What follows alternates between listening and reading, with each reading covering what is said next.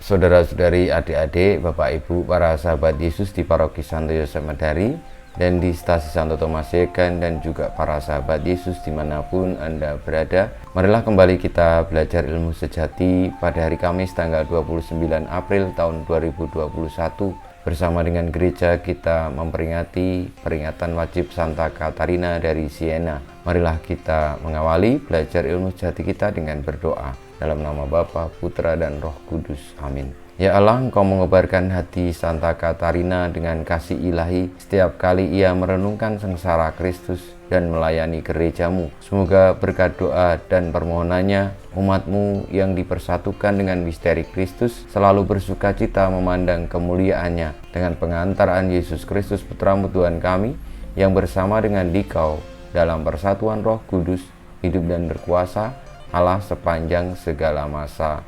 Amin. Saudara-saudari yang terkasih, para sahabat Yesus, kita akan belajar ilmu sejati dari Injil Yesus Kristus menurut Yohanes bab 13 ayat 16 sampai dengan 20.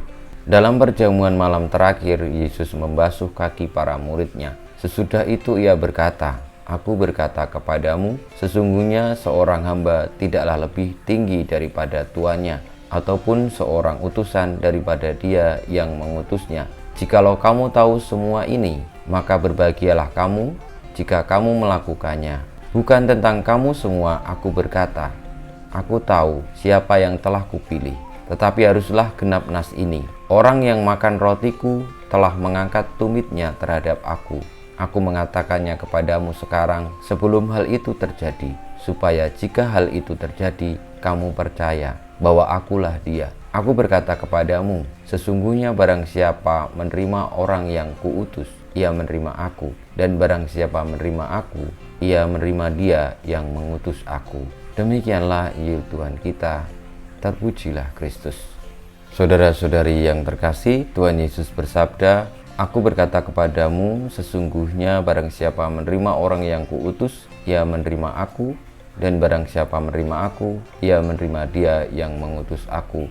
Perkataan Tuhan Yesus ini disampaikan kepada para murid untuk menegaskan bahwa kehadiran Tuhan Yesus di tengah-tengah dunia adalah kehendak Allah Bapa.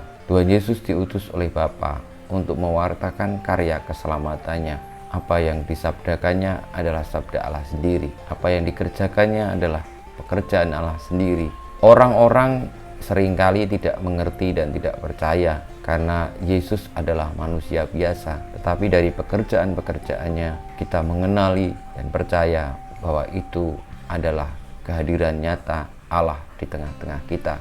Semoga kita sebagaimana para utusannya percaya kepadanya dan menerima dia, sehingga ketika kita menerima dia, kita menerima Allah, sumber segala sesuatu yang menuntun kepada kebenaran.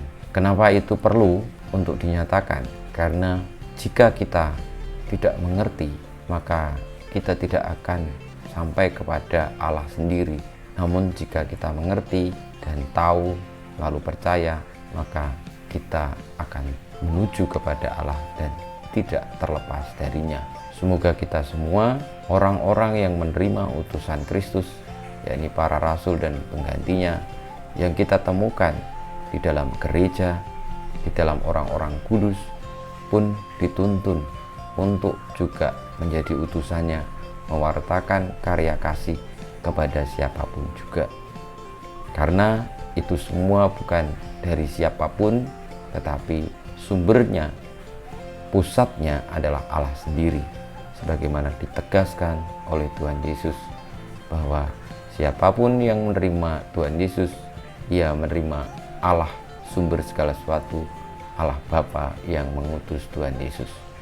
Kita mohon berkat Tuhan, kemuliaan kepada Bapa dan Putra dan Roh Kudus, seperti pada permulaan sekarang selalu dan panjang segala abad. Amin.